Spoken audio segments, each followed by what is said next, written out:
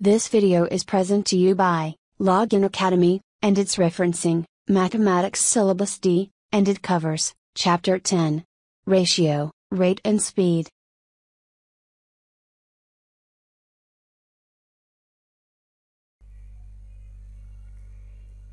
Ratio के increase और decrease को समझने के लिए हम मज़ीद यहाँ कुछ एग्जांपल्स करते हैं। एक एग्जांपल है हमारे पास increase $20 in the ratio 6:5. Now what is the result? यानी ये कि अगर हम $20 को 6:5 के रेशो से बढ़ाएं तो बढ़ने के बाद वैल्यू क्या होगी। हम जानते हैं अपना फॉर्मूला कि न्यू वैल्यू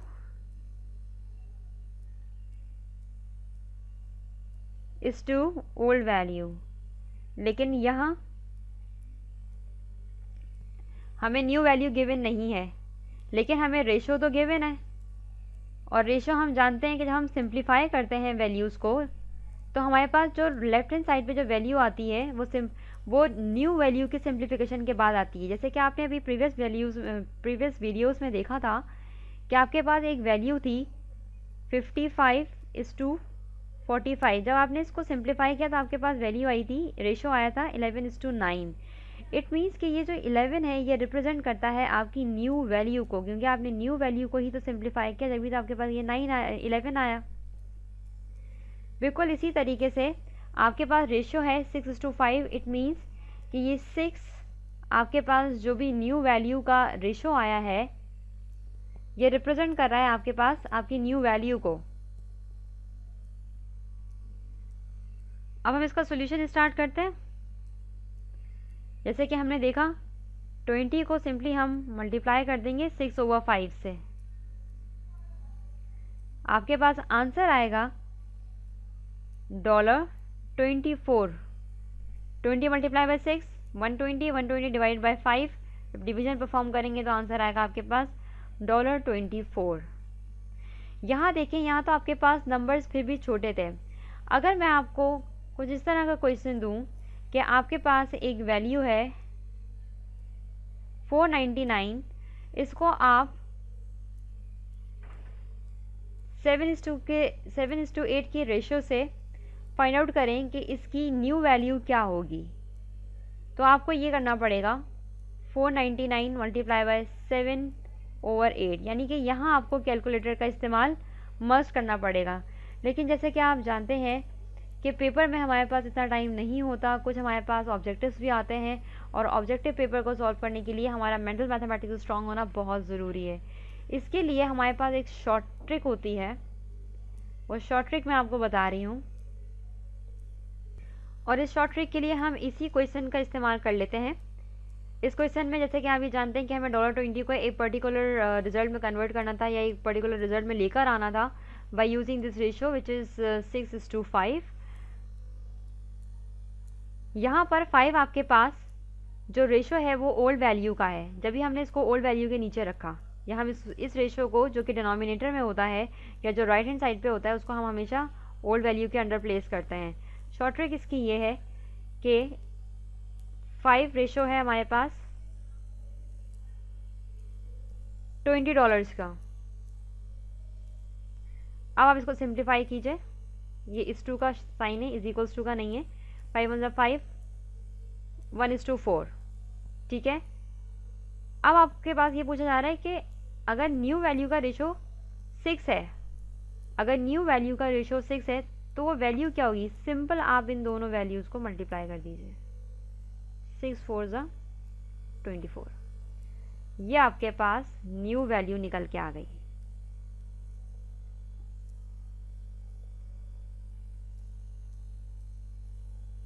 इस तरह से आपने विदाउट यूजिंग एनी कैलकुलेटर ये अपनी न्यू वैल्यू फाइंड आउट कर ली।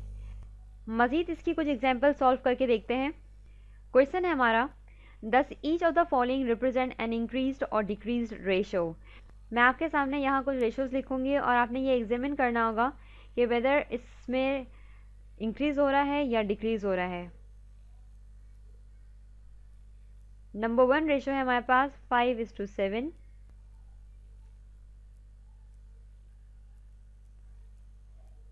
नंबर 2 3:2।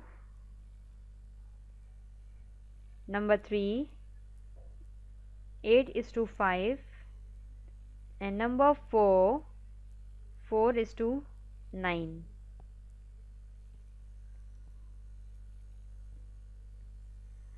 अब आप इन तमाम रेशोज़ को गौर से देखिए और वीडियो को पॉज करके खुद ही एसेस करने की कोशिश करें कि हर रेशो में रेशो इंक्रीज़ हो रहा है या डिक्रीज़ हो रहा है।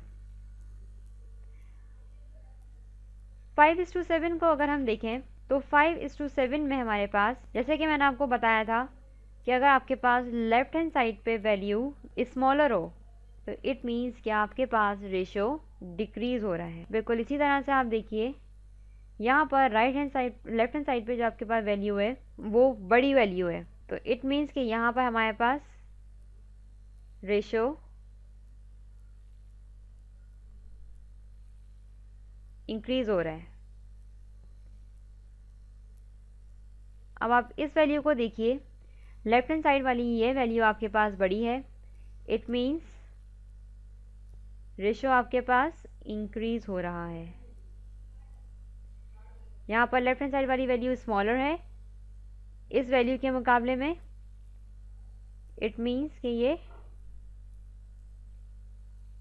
डिक्रीज़ हो रहा है। अब आप अगर यहाँ पर वैल्यूज़ को इवन फ्रैक्शनल फॉर्म में भी लिखते हैं 5/7, 3/2, 8/5, तो आपको ये भी पता चल जाएगा कि ये कौन सा फ्रैक्शन बन रहा है। जब भी हमारे पास डिक्रीमेंट होगा फ्रैक्शन आपके पास प्रॉपर बनेगा। ये देखें यहाँ इंक्रीमेंट है, ये इम्प्रॉपर है क्योंकि इसकी न्यूमरेटर की वैल्यू बड़ी है एज़ कम्पेयर टू डिनोमिनेटर। अब आप इस वैल्यू को देखें 8/5, ये हमारे पास एक इम्प्रॉपर फंक्शन है in which numerator is greater than denominator. Again 4/9, this is proper fraction which means 4 is less than its denominator. मज़ीद एग्जाम्पल्स को देखते हैं। फॉर एग्जाम्पल अगर हमारे पास क्वेश्चन कुछ इस तरह से है, $30 को एक गिवन रेशो 4:5 से हमें कैलकुलेट करना है और ये बताना है कि फाइनल रिजल्ट हमारे पास क्या आएगा। अब आपके पास एक तरीका कुछ इस तरह से है 30 × 4/5, 30 × 4 120/5 और फाइनल आंसर आएगा आपके पास 5 1 5, 5 2 10, 5 4 20, $24। यानी कि यहाँ पर डिक्रीमेंट हुआ है, जैसे कि आप ये देख सकते हैं। ये तो हम सवाल से ही देख के बता सकते हैं कि यहाँ हमारे पास डिक्रीमेंट होगा, लेकिन कितना डिक्रीमेंट होगा, $6 का डिक्रीमेंट हुआ है और वैल्यू बन गई है हमारे पास 30 से $24 और डिक्रीमेंट हुआ है इसके अंदर। और इसके अलावा प्रॉपर फ्रैक्शन मिला है हमें, शॉर्ट फॉर्म में लिखा है यहाँ मैंने। अब अगर इसी को हम शॉर्ट ट्रिक से सॉल्व करने की कोशिश करें तो किस तरह से करेंगे, आप चाहें तो इसको लिख भी सकते हैं। ये हमारे पास शॉर्ट ट्रिक है हमारी। ओल्ड वैल्यू का जो रेशो है वो है 5:30, 5 1 5, 5 6 30। वो वैल्यू क्या होगी जिसका रेशो 4 है, 4 6 24। या ये आपके पास फाइनल वैल्यू। या तो आप ये लिख के कर लें, नहीं तो आप अपने जहन में भी ये कैलकुलेशन कर सकते हैं। किस तरह से, या आपके पास क्वेश्चन है, सिंपली इस 5 को इस 30 से आप डिवाइड कीजिए, जो आंसर आया आपके पास उसको आप इस वैल्यू से जो कि आपके पास लेफ्ट हैंड साइड पर हो उससे मल्टीप्लाई करते हैं, आपके पास आंसर आ जाएगा 24। एक और सवाल सॉल्व करते हैं इसी तरह से, ताकि अच्छी तरह से आपके कॉन्सेप्ट्स क्लियर हो जाएं।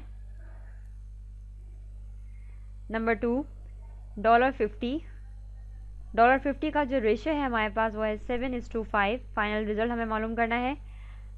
यहीं पर क्वेश्चन देखकर आपको ये समझ में आ गया होगा कि लेफ्ट हैंड साइड की जो आपकी फिगर है वो ग्रेटर है, यानी कि यहाँ पर फॉर श्योर इंक्रीमेंट हो रहा है,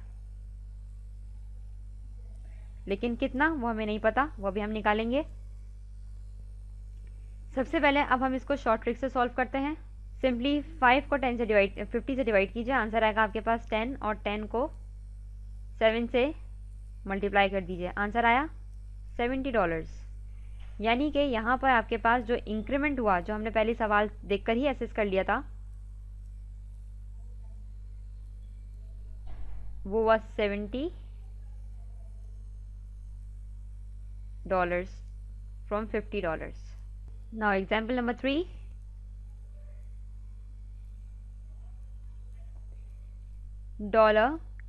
$88 7:8 में हमें इसकी वैल्यू को कैलकुलेट करना है। 7:8 लेफ्ट हैंड साइड में जो वैल्यू है वो स्मॉलर है, इट मीन्स यहाँ पर हमारे पास डिक्रीमेंट हुआ है।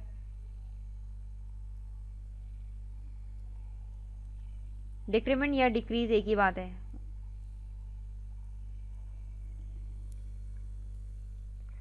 अब कितना डिक्रीज हुआ है ये हम देखते हैं। सिंपली यहाँ 8 को 88 से डिवाइड कीजिए 11, और इस 11 को 7 से मल्टीप्लाई कर दीजिए 77 आपके पास आंसर है। यानी कि जो डिक्रीज हुआ है आपके पास वो हुआ है $88 to $77। अगर आप अपनी तसल्ली के लिए चाहें तो कैलकुलेटर से भी कैलकुलेशन परफॉर्म करके ये तमाम आंसर्स वेरीफाई कर सकते हैं। फाइनल एग्जाम्पल की तरफ हम जा रहे हैं, इसके बाद हम अपनी एक्सरसाइज 10B स्टार्ट करेंगे। $42 3:4 के रेशो से कैलकुलेट करना है हमें। इसमें भी 4 को 42 से हमें डिवाइड करना है, आंसर आएगा आपके पास 10.5, और इस 10.5 को इस 3 से आप मल्टीप्लाई कर दीजिए, आंसर आएगा आपके पास $31.5। और यहाँ पर हमारे पास